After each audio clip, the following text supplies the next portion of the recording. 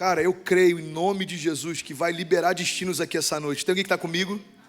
Eu creio, cara, essa palavra vai mudar a forma como a gente enxerga algumas coisas. E eu quero, em nome de Jesus, te convidar a se conectar durante esses minutos. Sabe, Deus já falou comigo algumas coisas, Deus já me constrangeu em relação ao que eu vou ministrar. Então entenda, você pode receber ou não, eu já recebi aquilo que Deus queria falar comigo. Eu já me questionei em relação a algumas mudanças que eu preciso ter, eu já fui confrontado, mas eu quero muito que isso aconteça com você também. Amém? Então vamos orar. Pai, em nome de Jesus, manifesta, Pai, a Tua vida através dessa palavra, quebranta-nos, exorta-nos, alinha o nosso coração, ativa, Pai, o nosso chamado, ativa chamados aqui nessa noite, Deus. Coloca jovens de pé, Pai. Renova o nosso coração, renova as nossas emoções, Pai, aqueles que ainda não sabem o chamado que tem, que chaves sejam viradas nessa noite, Pai, que eles saiam daqui queimando por aquilo que o Senhor chamou, que cada um deles seja e faça em nome de Jesus. Se você crê, diga amém. Amém. Sabe, eu li alguma vez de um pastor chamado Tim Keller, e eu quero começar a mensagem com essa citação, e tem muito a ver com o que a gente está vivendo, principalmente nesse momento pós-descende. Sabe, o descende nada mais foi do que um estopim, um start para algo novo que Deus vai fazer nessa geração. E ele disse, Jesus não foi apenas um cara legal que fez o bem no mundo. Você não crucifica caras legais, você crucifica ameaças. Preste atenção. Jesus não foi crucificado porque ele era gente boa. Jesus não foi crucificado porque ele era um cara bom de se relacionar. Não. Jesus foi crucificado porque ele ameaçava o sistema. Jesus foi crucificado porque ele ameaçava a religião. Jesus foi crucificado porque ele quebrava paradigmas. Jesus foi crucificado porque ele afrontava e questionava pessoas. Jesus foi crucificado porque ele inverteu a ordem, ele feriu a lógica. Até então todo mundo sabia que um homem não podia andar sobre as águas. Jesus não ligou para isso. Até então todo mundo sabia que alguém que morresse não podia ressuscitar. Jesus não ligou para isso. Quando Jesus falou, ei Lázaro, vem para fora. Quando Jesus falou, ei Pedro, anda sobre as águas. Jesus não estava nem aí para aquilo que o mundo entendia que não podia ser transformado. Jesus pegou todas as leis da física, todas as leis da relatividade e ele colocou de cabeça para baixo. E é por isso que Jesus foi crucificado, porque ele ameaçava o mundo conhecido. Você está comigo? Diga amém. Você sabe quando você vai sofrer perseguição, quando você colocar em xeque o sistema que te cerca, seja na tua faculdade, seja no teu trabalho, seja nos lugares onde você passa, quando as pessoas olharem para você e perceberem que você está indo na contramão de tudo que elas conhecem, eles vão começar a questionar quem você é e o que você carrega. Você sabe qual é um dos sintomas de alguém que se conformou com o mundo? Quando o que você pensa e o que você faz não incomoda ninguém que pensa diferente de você. Quando as piadas que você ri são as mesmas que qualquer um ri. Quando os preconceitos que você tem são os mesmos que qualquer um tem. Você sabe o que isso está dizendo? Que você se conformou com o mundo. Não vos conformeis, mas transformai-vos pela renovação do vosso entendimento. Transformai-vos, ou seja, tomai novamente a forma com que eu te fiz. Voltar para a Gênese no formato que Deus te desenhou. Você está comigo? Diga amém. E por que eu acho que isso tem a ver com descende? Porque a gente está gritando para o mundo inteiro dizendo, ei, despertamos. Chegou a nossa vez. Chegou a nossa vez, a gente está preparado, a gente está disponível, a gente está queimando, a gente quer viver o sobrenatural, a gente quer tocar as nações, a gente quer experimentar o maior avivamento dos últimos tempos. Então o que a gente está dizendo para o sistema espiritual e físico é o seguinte, ei, despertamos e a gente vai com tudo para cima de você. E é exatamente isso que Jesus fez. O problema é que muitas vezes a gente olha para Jesus e acha que por Jesus ser bom, Jesus ele se anulava, se omitia. Entenda uma coisa, ser cristão não significa ser omisso. Omissão também é uma posição. Ser cristão não significa ser insosso. Ser cristão não significa fazer o que todo mundo faz, viver o que todo mundo vive. Cara, a palavra chega ao ponto de dizer que nós somos o sal que tempera a terra. Se o sal perde a sua propriedade, de nada mais serve, se não ser lançado ao solo e ser pisado. O que a Bíblia está dizendo é o seguinte, ei, se o sal perde o sentido de ser, não serve para nada. Se o cristão perde o sentido de existir, não tem sentido mais nos dizermos igreja. Por que nós somos igreja? Porque nós carregamos a única mensagem capaz de trazer salvação. Nós carregamos a única mensagem capaz de curar enfermos. Nós carregamos a única verdade capaz de liberar destinos. Nós carregamos o único nome capaz de mudar realidades naturais. Nós somos aqueles que Deus desejou depositar a sua glória. E quando a gente diz, estamos prontos, tudo se levanta para nos confrontar. Por quê? Porque a gente se torna uma ameaça àquilo que é conhecido. Você está comigo? Diga amém. Sabe, nós fomos chamados para destruir sistemas, derrubar cadeias, libertar cativos, envergonhar doenças. Só que para que isso aconteça, a gente precisa mudar o nosso lifestyle. A gente precisa mudar o nosso estilo de vida. Cara, eu estou sendo muito afrontado pelo estilo de vida aqui na América, principalmente de brasileiros na América. Você sabe por quê? Porque a gente, preste atenção nisso, cara, sem perceber o conforto, faz com que a gente se agarre ao que existe de mais confortável nessa nova cultura e faz com que a gente abra mão daquilo que existe de mais poderoso na nossa cultura. Você sabe qual é a característica que faz com que o brasileiro seja conhecido em todos os lugares? O brasileiro não desiste nunca. O brasileiro, ele é apaixonado. O brasileiro, ele é incendiário.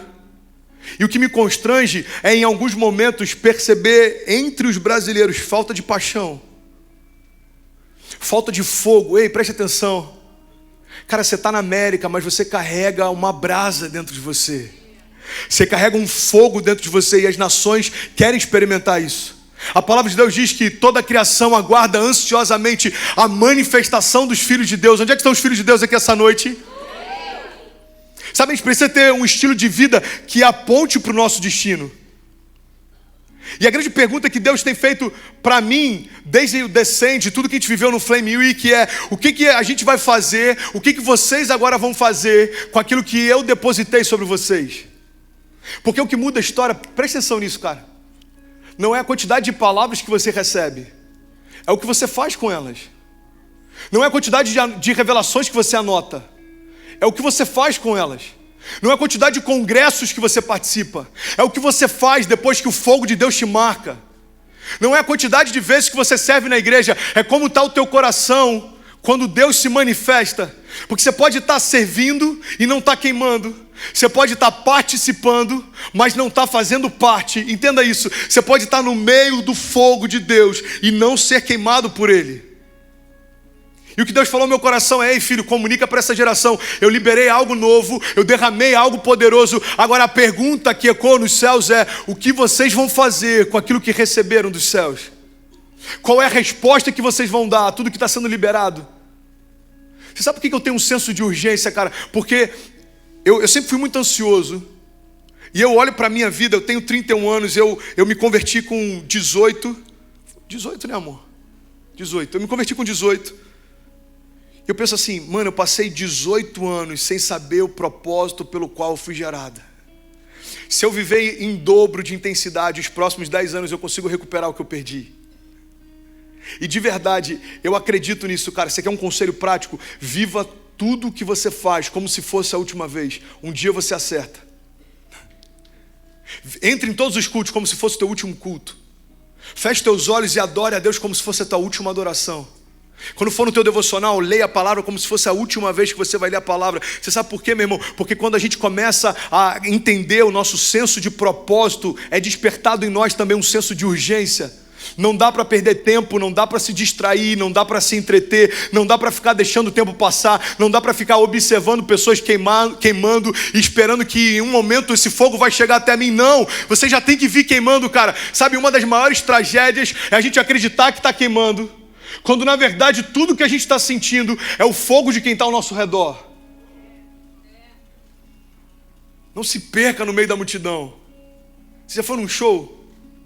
Você sabe por que o show é bom? Independente da música, do estilo, qualquer show, ele tem uma energia muito boa. Por quê? Porque você está no meio de algo que é maior do que você. Entenda isso, cara, em nome de Jesus. Você está no meio de algo que é maior do que você e está todo mundo cantando junto a mesma coisa. Você sente aquela vibração. Você está sentindo algo que se chama o poder da unidade. Só que você imagina isso dentro da igreja, apontando para o destino certo. Ninguém segura a gente. Você já viu num estádio de futebol, durante um tempo, a marca da seleção brasileira era que quando começava o hino, ele era tocado só um período, e quando terminava de tocar, os brasileiros no estádio continuavam cantando. Aquilo constrangia todo mundo, porque os brasileiros cantavam a plenos pulmões e todo mundo emocionado e cantando. Ei, a gente está cantando, emocionado e com paixão, a música que é a essência da nossa pátria. Agora a gente nem sempre consegue ter a mesma paixão para cantar a música que é a essência do nosso reino. Qual é o som do céu? E como a gente reage a esse som?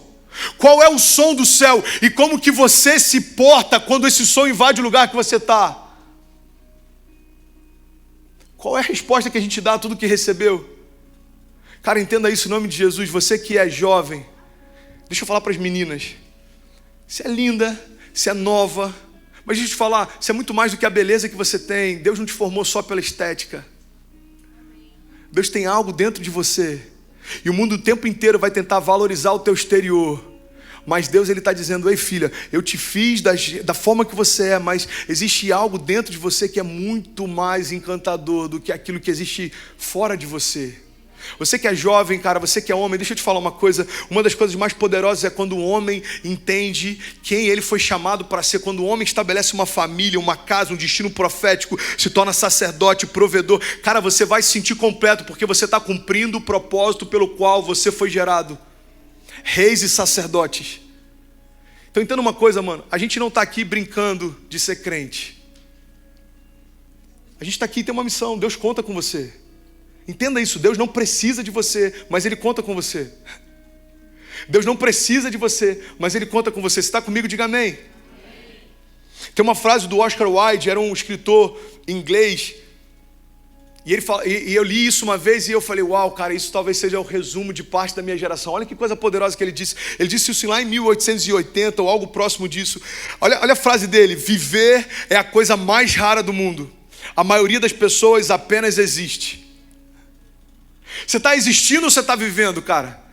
Você está vendo os dias passar ou você está construindo uma história? Você está vivendo por princípios eternos ou você só está curtindo? Ei, deixa eu te falar, tem um termo que eu sou apaixonado por ele, se chama YOLO, You Only Live Once. Você só vive uma vez. E esse termo, a gente tinha que tatuar ele, mano. A gente tinha que meditar nele todo dia, porque de fato só se vive uma vez. E o mundo inteiro está cantando isso, está dizendo isso, só se vive uma vez, então vamos curtir o hoje. Só que na verdade, para a igreja, esse senso de urgência tinha que ser diferente. Ei, já que só se vive uma vez, então vamos queimar tudo que a gente pode enquanto a gente pode. Tem uma frase, eu não lembro se é de John Wesley, que ele diz: faça todo o bem que você puder, a quantas pessoas você puder, enquanto você puder. É esse o chamado de Deus para a gente. Você está comigo? Amém? E eu não quero te abater, eu quero te despertar. Porque se o propósito que Deus tivesse para mim na América fosse de 6 meses, eu não gostaria de 6 meses depois ir embora e saber que eu não deixei um impacto na história de alguns aqui. Cara, se 10 pessoas tiverem o seu destino profético liberado através do que eu estou ministrando, eu estou feliz demais, porque 10 pessoas foram transformadas para sempre. Eu estava um tempo atrás conversando com uma menina, ela era youtuber, eu falei, mano, você tem noção da responsabilidade que os youtubers carregam? Eu falei para ela, eu tenho alguns livros escritos. Você imagina se dos 10 mil livros que eu já vendi, 10%, presta atenção nisso, 10% mudaram a cosmovisão de quem leu. Você tem noção que 1000 pessoas passaram a enxergar Jesus de uma forma diferente por conta daquilo que eu expressei? Você tem noção da responsabilidade disso? Você tem noção do peso disso? Só que isso não vem para me abater, isso vem para me impulsionar. Ei, filho, continua, porque tem pessoas que vão passar a me enxergar diferente depois que lerem o que você escreve, depois de ouvirem o que você fala. É isso que Deus está falando. Ei, se vocês não pregarem, quem vai pregar? Se vocês não fizerem, quem vai fazer? Se vocês não se tornarem, quem vai se tornar? Existe uma convocação de Deus para nós. Sabe, semana passada, um dia depois do Descende, eu vivi algo muito louco. Eu achei legal depois que aconteceu, mas na hora foi meio aterrorizante. A gente estava se preparando para vir para o culto, e aí estava todo mundo se arrumando, e de repente aconteceu isso daí, ó. Solta para mim, por favor, Patrick. Please evacuate this building. Please Isso aqui evacuate são os this vídeos que eu fiz no building. celular, ó. Aí, isso aqui é a gente correndo, Please saindo de casa. evacuate Aí tá this assim, ó, o que é isso? Será que é simulação? Vamos correr e tal. Aí daqui a pouco os senhorzinhos saindo, aí chega 2 carros de bombeiro, 10 carros de bombeiro. Olha lá, Relevi, a galera que tava lá em casa. Please evacuate Tá bom, this pode tirar. building. E eu tive um insight nessa experiência. Você já deve ter passado isso inúmeras vezes. Aqui é América e é super seguro. E qualquer fumacinha que dá, já dá um alarme de incêndio. Mas eu vim do Brasil, ok? Às vezes a gente espera meia hora para o bombeiro chegar. Às vezes chega no dia seguinte só para recolher as cinzas. Mas vamos fechar esse parente, presta atenção.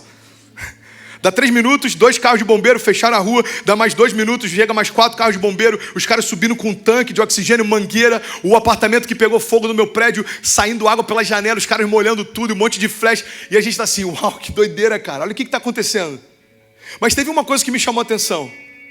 É que quando começou o alarme dizendo, olha, não é uma simulação, saia todo mundo do prédio e não use os elevadores. Primeira coisa que eu fiz, amor, pega rápido Cecília e sai de casa. Aí ela falou, amor, mas e não sei o que? Eu falei, não, deixa que eu vejo, só sai do prédio. Porque a minha primeira preocupação é, eu preciso que a minha família saia daqui. A segunda preocupação que a gente teve, e você só para pensar nisso depois, é, onde é que está o passaporte? Pega rápido o passaporte. Sabe quais são as 2 únicas coisas que a gente se preocupou no meio de um incêndio? É onde está a minha família e a minha identidade. E aí Deus falou algo comigo, filho, esse é o estilo de vida que a sua geração tem que ter. Viver como se tudo tivesse em chamas. Porque quando a nossa família, a nossa identidade for a nossa principal preocupação, tudo é resto, irmão. Tudo é resto. Tudo é resto. Se for para ele, você pode aplaudir mais forte. Sabe o que acontece? Quando tem a iminência de um incêndio, teve uma pessoa que estava lá em casa, ela até se preocupou em pegar uma sacola. Ah, mas eu fui na Guess hoje e tal. Aí o esposo dela falou assim, amor, esquece isso. Aí ela, tá, foi mal. É normal, a gente vai querer levar uma sacolinha de um outlet ou outro, ok. Ninguém está dizendo aqui que você vai ser xiita. Mas o que Deus está dizendo para a gente é o seguinte, cara, quando o fogo pega, irmão, você só quer saber onde é que está a tua família e não perca a tua identidade. E é esse o lifestyle que eu quero te propor. Viver como se tudo estivesse em chamas. Não abra mão da tua identidade, não abra mão dos teus valores, não abra mão da tua história, não negocie o teu futuro. Cara, parece que a gente tem a vida inteira, deixa eu te falar, passa muito rápido. Tem 13 anos que eu me converti, mano, parece que foi ontem. Eu sei que eu vou fechar os olhos e quando eu abrir, Cecília vai estar liderando algum ministério de jovens, incendiando pessoas, eu já vou estar com 40 falando, no meu tempo. Eu não quero falar no meu tempo com pesar de quem não viveu o que podia. Eu quero falar no meu tempo com um brilho nos olhos de quem viveu tudo que tinha que viver.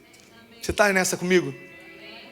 Eu quero chegar para Ceci e falar, filha, o que você está vivendo é incrível. No meu tempo, eu vou te falar, foi surreal também. Eu quero ver Cecília chegando em casa falando, pai, eu orei por uma pessoa e ele foi curado, igual você falou que acontecia nas reuniões do Next, lá em Orlando, em 2019.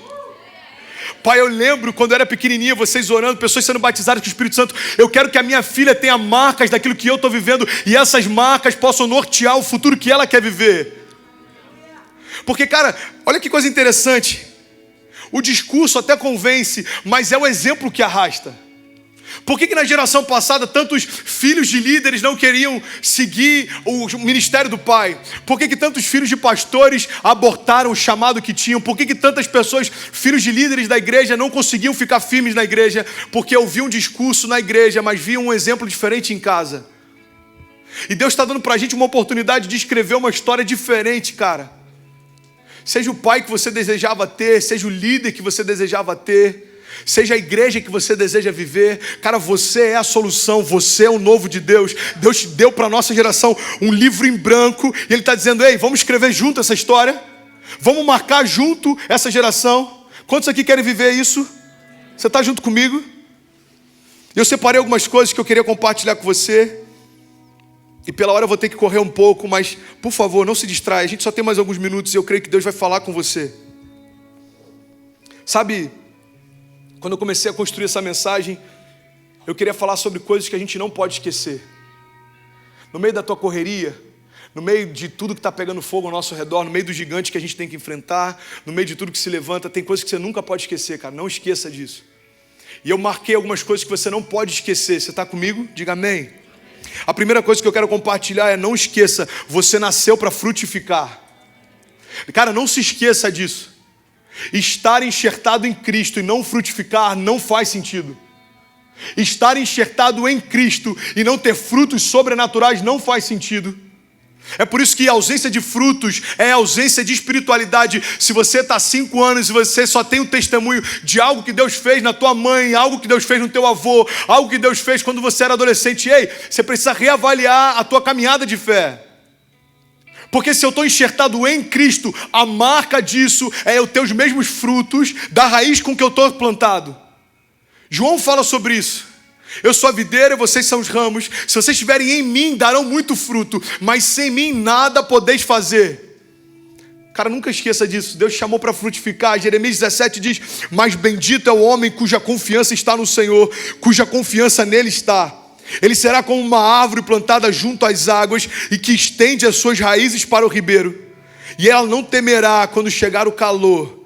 E que calor aqui, Jesus. Porque as suas folhas estão sempre verdes e não ficará ansiosa no ano da seca e nem deixará de dar fruto. Sabe uma característica incrível dos frutos? É que os meus frutos apontam para o meu Pai.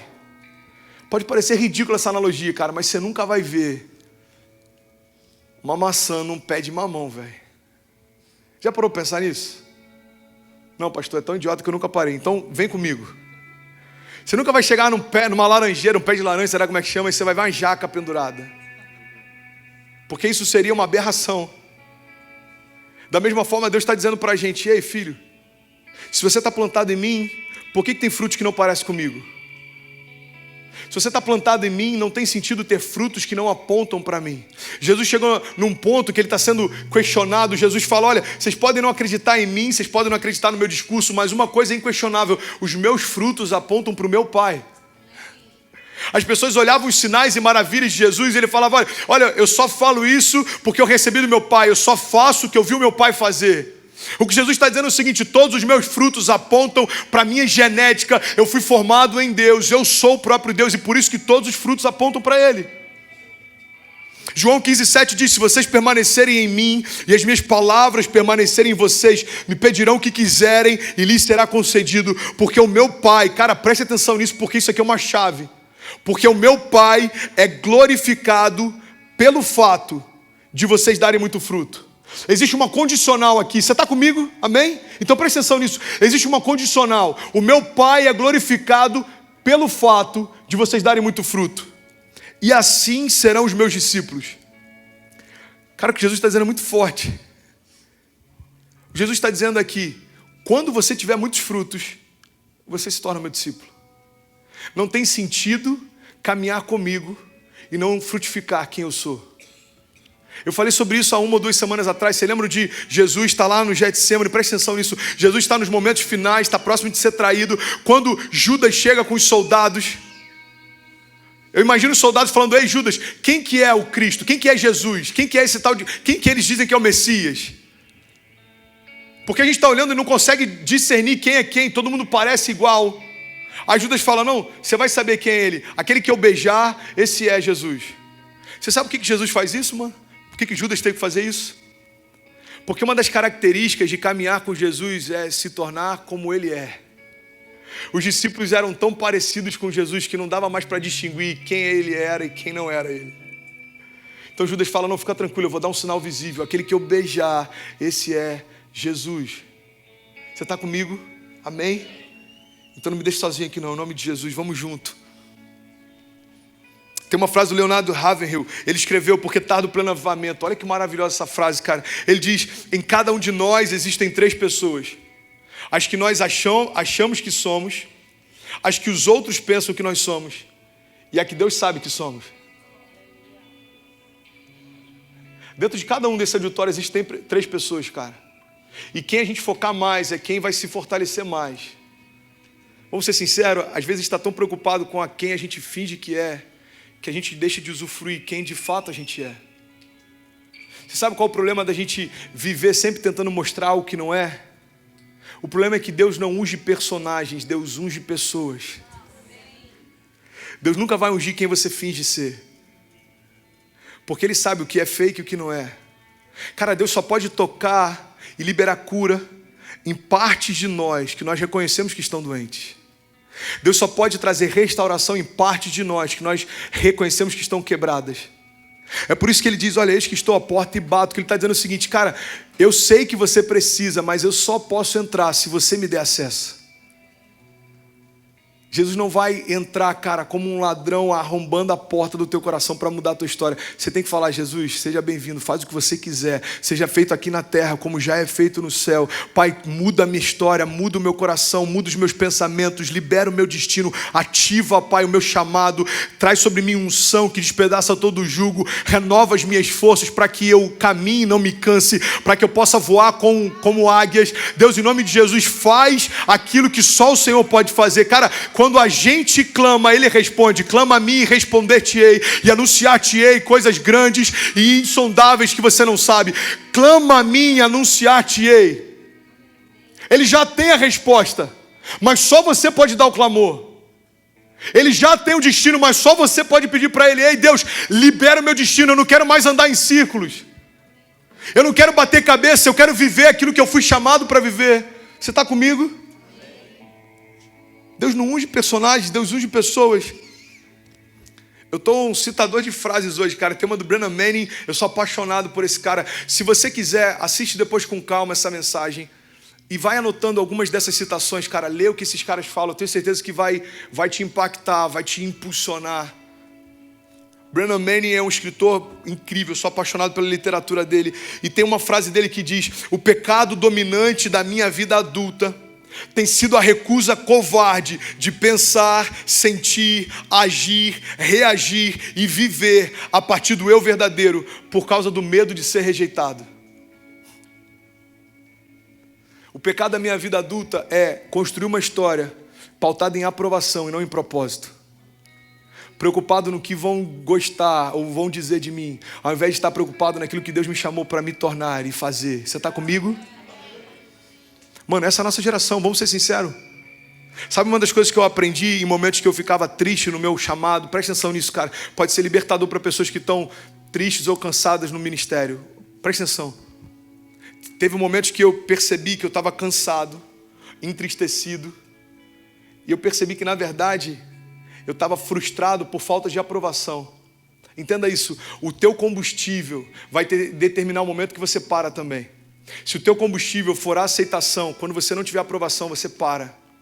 Se o teu combustível for a opinião dos outros, quando ninguém estiver batendo nas tuas costas e dizendo que você está mandando bem, você para. É por isso que é importante, antes de você começar a tua jornada, definir qual é o combustível que te move. Porque se o teu combustível não é a opinião dos outros, você não está mais preocupado em agradar. Você só está preocupado em cumprir o teu destino profético. Você só está preocupado em fazer aquilo que Deus chamou para fazer.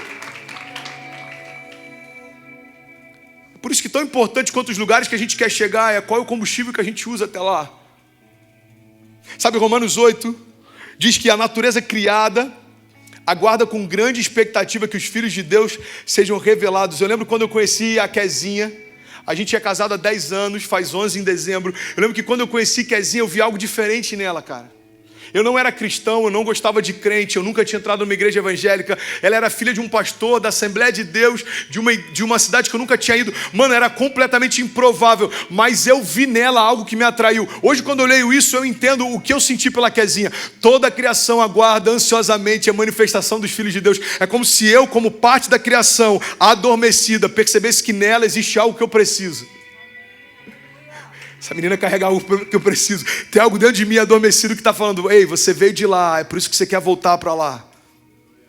Você sabe por que o ambiente de adoração é tão bom? Porque você foi gerado para ele. É por isso que eu preguei um tempo atrás Back to the Future. Para você saber o teu futuro, você tem que voltar na tua gênese. Para você entender o teu destino, você tem que voltar quando Deus te formou. Você sabe por quê? Porque o céu não é um lugar que a gente quer ir. O céu é um lugar onde a gente quer voltar. A presença de Deus é onde nós fomos formados. Façamos então o homem a nossa imagem e semelhança. E nós fomos feitos de Deus. E a Bíblia diz que Ele soprou sobre nós o seu Espírito. Ei, você foi feito de Deus. Você foi feito por Deus. Você foi feito para Deus. É por isso que o céu não é um lugar que você quer ir, não é um destino novo, é voltar para a tua origem, um lugar onde a gente nunca deveria ter saído.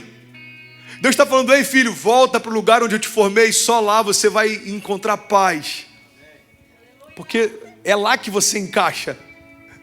É lá que tudo faz sentido. Sabe aqueles momentos da nossa história que a gente fala, uau, agora eu entendi. Uau, agora tudo faz sentido. Então, eu fico imaginando quando a gente chegar lá, quando todo o choro cessar, quando toda a ansiedade não fizer mais sentido, quando toda a preocupação não existir mais, quando aquilo que a gente entendia como lógica não existir mais, aí a gente vai falar, agora eu entendi. É por isso que eu gostava tanto dos momentos de adoração. É por isso que quando a palavra era liberada, cara, aquilo me alimentava. É por isso que a Bíblia diz que, olha que loucura, Jesus pregava e as pessoas diziam, cara, ele fala como alguém que tem autoridade. Ele fala as mesmas coisas que os religiosos, mas ele é diferente. Cara, tem uma passagem que eu sou apaixonado. Fala que os religiosos estão enfurecidos. Eles querem prender Jesus e eles mandam os soldados prenderem Jesus. Aí daqui a pouco os soldados voltam, sem Jesus. E eles falam, cadê ele? Olha a resposta dos soldados, cara. Eles falam assim, a gente nunca ouviu alguém falar como ele fala. Jesus era tão irresistível que os soldados foram prendê-lo, mas não resistiram à doçura das suas palavras, ao poder do que ele carregava. Eu fico imaginando os caras chegando lá enfurecidos, aquele Jesus, beleza, deixa só ele terminar aquela frase ali que eu vou pregar ele. Deixa só ele terminar essa história aí que a gente prende ele. Peraí, cara, vamos sentar aqui, deixa só ele terminar essa parábola. Aí no final, mano, ora por mim, pelo amor de Deus, cara. Aí os caras voltam, cadê Jesus? Mano, eu nunca ouvi alguém falar como ele fala. É porque quando Jesus falava, a essência de toda a criação se conectava com o seu Criador. Eu falava, uau, tem algo diferente nele, cara. É porque eu vim de lá. Você está comigo? É para esse ambiente de adoração que eu quero te convidar, cara. É para esse ambiente de entrega que eu quero te convidar. Não faz sentido as nossas cestas se tornarem um encontro social. A gente quer experimentar o som dos céus invadindo esse lugar, como um som de muitas águas vindo sobre nós e algo sobrenatural acontecendo. É para isso que a gente se junta. O poder da igreja não está nos ajuntamentos, está na dispersão. Presta atenção nisso. Você sabe quando é que a gente vê a manifestação do poder de Deus através da igreja? Não é só quando ela se une, é quando as luzes se apagam e a igreja invade as ruas. É quando a igreja chega lá na Hayassi Road, é quando a igreja vai para Kirkman, ou Kirkman, sei lá, ou quando a igreja vai para qualquer bairro daqui, é quando a gente dispersa e aquilo que você recebeu em unidade começa a se manifestar individualmente. Esse é o poder da igreja, não é quando a gente se ajunta, porque aqui o ambiente é preparado para isso, é quando a gente sai daqui e aquilo que você recebeu se manifesta para quem não tem. Faz sentido para alguém aqui? Mateus 5,14 diz, vocês são a luz do mundo, não se pode esconder uma cidade construída sobre um monte. E também ninguém acende uma candeia e a coloca debaixo de uma vasilha. Pelo contrário, coloca no lugar apropriado e assim ilumina todos que estão na casa. Assim, brilha a luz de vocês diante dos homens, para que vejam as suas boas obras e glorifiquem ao Pai de vocês que está nos céus. Sabe o segundo ponto que eu vou compartilhar e eu já estou finalizando? Não se esqueça, mano, no meio dessa correria, não esquece, cara. Tem coisas que você não pode negociar. Amém? Se você quiser anotar, segunda chave que eu quero compartilhar, não se esqueça, a promessa está em você. Eu amo algo que o Vitor Azevedo fala a respeito da bênção. E ele convida a gente a mudar uma perspectiva em relação a como a gente enxerga isso. Presta atenção nisso. Muitas vezes a gente acha que a bênção é algo geográfico ou pontual. A bênção está ali, a bênção está naquele lugar, a bênção está naquela nação, a bênção está naquela cidade. A bênção, ei, entenda, a bênção e a promessa está em você. Por isso que quando você chegar, você que tem que comunicar para aquele lugar, ei, América, a bênção chegou. Ei, Orlando, a promessa de Deus para esse lugar chegou. É quando a gente muda a nossa mentalidade. Ei, se você é brasileiro, precisa ouvir isso, cara, em nome de Jesus. Se você é do time e está lá no final, vem para cá, por favor, vem comigo. Preencha as cadeiras aqui da frente, eu preciso de vocês. Você sabe quando a gente vai mudar a realidade de Orlando? É quando a gente não vier para cá pensando que precisa pedir algo. Quando a gente vier para cá para entregar algo. Eu não vim para cá pedir favor. Eu vim para cá para estabelecer favor. Favor de Deus sobre todo que está cativo. Favor de Deus sobre todo aquele que está enfermo. Favor de Deus sobre todo aquele que não sabe quem é. Ei, eu sou uma promessa de Deus se cumprindo na América. Eu não vim para cá porque o Texas aqui é menor. Eu não vim para cá porque o dólar aqui tem um poder de compra maior. Ei, a gente não está aqui por aquilo que a gente pode comprar. E por mais que talvez você tenha vindo com esse entendimento, entenda, Na verdade, foi uma forma de Deus te soprar para o teu destino. Você pode ter vindo para cá achando que era para isso, irmão, mas Deus está te falando, ei, é muito mais. Eu não quero só que você compre mais do que você comprava no Brasil. Eu não quero que você tenha só uma vida melhor do que você tinha no Brasil. Eu quero que você cumpra o teu destino profético. Eu te soprei para essa nação. Então seja quem Deus te chamou para ser. Faça o que Deus te chamou para fazer. Conrado liberou uma palavra forte demais, cara, e eu creio nessa palavra, eu concordo com ela. Na terça-feira aqui com o Dunamis, ele liberou uma palavra e disse, olha, se você é brasileiro e você não está cumprindo o destino pelo qual Deus te chamou para a América, que você volte para casa. A minha oração é para que você volte para casa. Você não foi chamado para estar aqui entretendo ninguém, você não foi chamado para estar aqui só pela Disney. Ei, se você não for aquilo que Deus chamou para ser, cara, volta para casa, irmão. Agora, se você está entendendo que Deus está convocando os brasileiros para algo grande que é muito além da gente, ei, se posicione, porque tem um exército se levantando. Se posicione, porque os nossos filhos vão ouvir falar desses dias. Se posicione, porque livros escreverão a respeito desses dias. Sabe, inúmeros avivamentos aconteceram na América. Você já deve ter lido ou ouvido falar sobre o avivamento na Rua Azusa. Eu estive em Los Angeles no ano passado. Eu fui para Califórnia, cheguei lá e falei, cara, eu quero ir na Rua Azusa. Aí alguém falou para mim, mano, não precisa ir. Eu falei, por quê? Porque não tem mais nada lá. Você chega na Azusa, tem uma plaquinha, um memorial. Aqui aconteceu um avivamento. Entenda, cara. Hoje é só memória, mas naquela época alguém experimentou algo sobrenatural. Daqui a algum tempo, o que a gente está vivendo aqui vai ser só memória. Mas hoje, Deus quer fazer algo sobrenatural. Você está comigo? Amém? Romanos 4,18 diz, Abraão, contra toda esperança, em esperança creu, tornando-se assim pai de muitas nações. E como foi dito a seu respeito, assim será a sua descendência. Sem se enfraquecer na fé, reconheceu que o seu corpo já estava sem vitalidade, pois já contava cerca de 100 anos de idade, e que também o ventre de Sara já estava sem vitalidade. Mesmo assim, você pode declarar isso comigo? Diga, mesmo assim não duvidou, nem foi incrédulo em relação à promessa de Deus, mas foi fortalecido em sua fé e deu glória a Deus, estando plenamente convencido de que Ele era poderoso para cumprir o que havia prometido. Sabe o que eu acho poderoso? Pode abaixar um pouquinho o volume. A palavra de Deus diz que ele creu contra toda esperança. O que a Bíblia está dizendo é o seguinte, Abraão não se prendeu àquilo que era lógico, Abraão se prendeu àquilo que Deus falou. Cara, lembra de Noé? Eu sou apaixonado por Noé. Noé era um cara surreal, mano. Noé constrói algo que ele não sabia o que era, para um tempo que ele não sabia como seria. E parecia loucura para todo mundo. Noé parecia estúpido até que a chuva veio. Noé parecia estúpido até que começou a chover. E aquilo que não fazia sentido para todo mundo, agora fazia todo sentido. Deus falou, olha, fecha todas as portas e janelas e não olha para fora. Eu fico imaginando a criação gemendo lá de fora, falando, ei Noé, agora faz sentido para mim, me deixa entrar. Ei Noé, agora faz sentido para mim, me deixa participar. Noé fala, cara, desculpa. Já era, já foi. Perdeu o time, passou. Você consegue imaginar Moisés no meio do deserto, diante do Mar Vermelho? Você consegue imaginar Davi diante daquele gigante? O próprio irmão chega para ele e fala, mano, deixa de ser estúpido. Você só veio trazer comida pra gente, você é só um entregador de quentinha, velho. Você quer enfrentar o gigante? Davi parecia estúpido, até ele voltar com a cabeça do gigante arrastando e falando, quem é esse incircunciso que afronta o Deus vivo de Israel?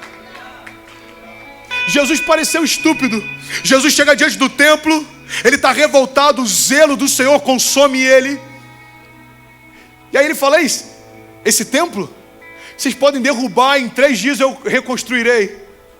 E as pessoas começam a se questionar, esse cara está maluco, esse templo demorou décadas para ser estabelecido. Jesus não estava falando de um templo físico, Jesus estava falando dele próprio. Jesus está falando, vocês vão me destruir, mas ao 3º dia eu vou ressuscitar.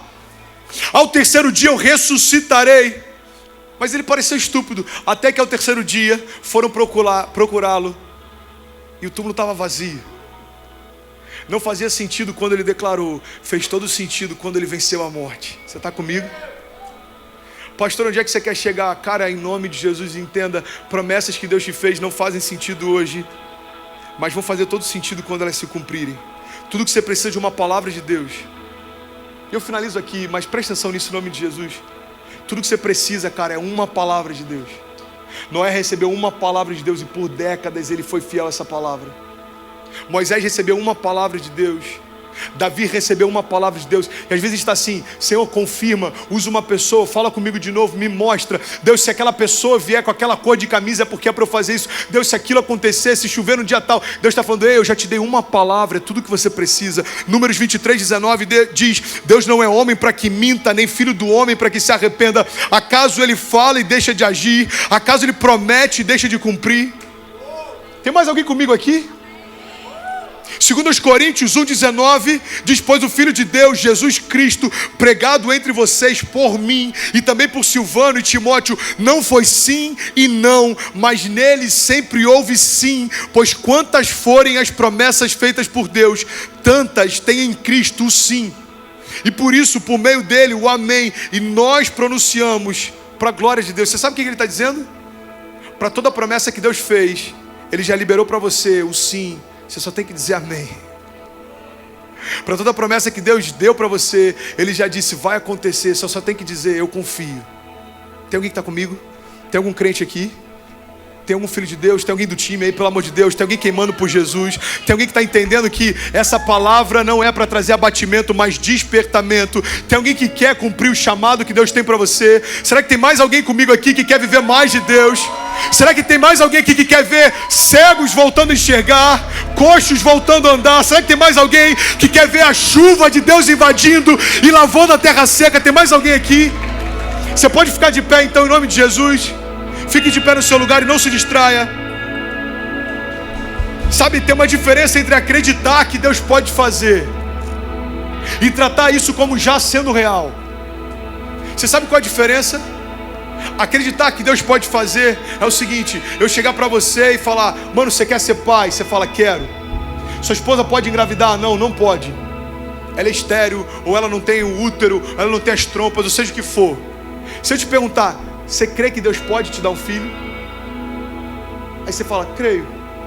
O que é isso? Esperança. Eu creio, Deus pode fazer. Agora fé é o seguinte: você quer ser pai? Quero. Sua mulher pode ter filho? Não. Mas Deus prometeu? Prometeu. Então, eu não creio que vai acontecer. Eu creio que já aconteceu. Você sabe qual a diferença de fé para esperança e expectativa? É você mudar. Ao invés de acreditar que Deus pode fazer, ei André, Deus pode fazer chover dentro da igreja? Pode. Ei André, Deus pode fazer com que quando a gente saia agora à noite tenha se transformado em dia? Pode. Ei André, Deus pode mudar toda a história? Pode. Deus pode. Isso é esperança, Deus pode. Agora crer é quando tudo que está ao teu redor é desfavorável, mas você recebeu uma palavra de Deus e você não se move mais por aquilo que você acredita que um dia Deus pode fazer. Você começa a caminhar crendo que Deus já fez. Deus já fez, cara. Ele te prometeu uma nação, Ele te prometeu uma geração por herança. Acredite, nos céus isso já é real. Deus te prometeu que você tocaria as nações. Acredite, isso já é real. Você tem noção de quantas nações estão reunidas aqui? Sexta passada tinha gente da Polônia aqui, tinha um casal da Tailândia aqui, tinha um francês ali, tinha 10 americanos ouvindo tradução simultânea. Ei, eu recebi uma promessa assim que eu me converti: você pregará para as nações. A promessa está se cumprindo. Aquilo que um dia parecia surreal, hoje é o meu cotidiano. Eu piso no sobrenatural de Deus todos os dias. Quando eu estou me arrumando para vir para cá, eu falo, uau, Deus, eu estou pastoreando na América, eu estou vivendo uma promessa que há 6 meses atrás era impossível, e Deus está falando, filho, eu não te prometi que ia fazer. Então, no dia que eu te prometi, eu já fiz. Deus não comunica ideias, irmão, Deus estabelece realidades. Se prenda a isso em nome de Jesus. Deus não quer convencer você de que Ele é poderoso para fazer. Quando Ele te libera uma promessa, não é para comunicar uma ideia, não. Ele já está liberando o novo de Deus. Quando Ele disse, haja luz, Ele não chegou para a criação e falou, ei, eu tive uma ideia, seria tão bom que algo pudesse vir, iluminar. Não, não, não. Ele só liberou a palavra e disse, haja luz, e houve luz. E Ele viu que era bom. Ele disse, haja separação entre a porção seca e a porção molhada, e aconteceu, e Ele viu que era bom. Sabe o que é louco? O Deus de Gênesis, que fala e tudo se faz, é o mesmo Deus de hoje. Por que no passado, quando Ele falava, acontecia, e hoje a gente fica em dúvida se vai acontecer? Se Deus disse haja sobre a tua vida, entenda, já aconteceu. E eu não sei qual é o haja de Deus que você precisa nessa noite. Mas, meu irmão, entenda, no meio dessa correria de uma vida em chamas, eu quero te convidar a nunca se esquecer disso. Feche teus olhos em nome de Jesus. Nunca se esqueça. Se Deus te prometeu, nos céus, isso já se cumpriu. Se Deus te prometeu uma família, a tua família já é real para Deus. Se Deus te prometeu um ministério, o teu ministério já é frutífero em Deus. Se Deus te prometeu um futuro de prosperidade, de paz que excede todo entendimento, isso já é real para Deus. Pastor, por que nem todo mundo está vivendo? Porque tem muita gente tentando conquistar aquilo que já recebeu. Tem muita gente tentando fazer por merecer aquilo que jamais mereceria. Jesus está falando: ei filho, eu te prometi, tudo que você precisa fazer é tomar posse daquilo que eu te dei. Feche teus olhos em nome de Jesus. Eu quero orar com você. Eu quero liberar palavras de vida sobre você. Sabe, eu estou como um semeador lançando palavras aqui. E a partir do momento que essas palavras saem da minha boca e encontram o teu coração, não dependem mais do semeador, mas da terra que vai recebê-las. Como está o teu coração para receber promessas de Deus hoje? Você pode fechar os teus olhos em nome de Jesus. Feche teus olhos em nome de Jesus. Pai, nós estamos aqui, Pai, sedentos pelo Teu novo. Nós estamos com fome pelo Teu sobrenatural. Isso vai muito além, Pai, de algo sensorial. A gente não quer sentir Jesus, a gente quer viver ao lado dele, a gente quer expressar quem ele é, a gente quer frutificar assim como ele frutificou. Pai, marca essa geração com sobrenatural, aquilo que nenhum homem poderia fazer, aquilo que nenhuma estratégia poderia forjar. Sinais e maravilhas, terra seca, Pai, sendo inundada pela chuva de Deus. Eu oro em nome de Jesus, Pai, pelo poder de ressurreição, trazendo vida àquilo que estava morto, trazendo esperança àqueles que não esperavam mais, trazendo expectativa pelo sobrenatural. Pai, nós oramos em nome de Jesus. Toca-nos, Pai, nessa noite. Toca-nos, Deus. Aviva-nos, restaura-nos, liberta-nos, Pai, em nome de Jesus. Amém e amém. Se você puder, continue com os teus olhos fechados e deixa o Espírito de Deus te envolver nessa adoração. Oh, meu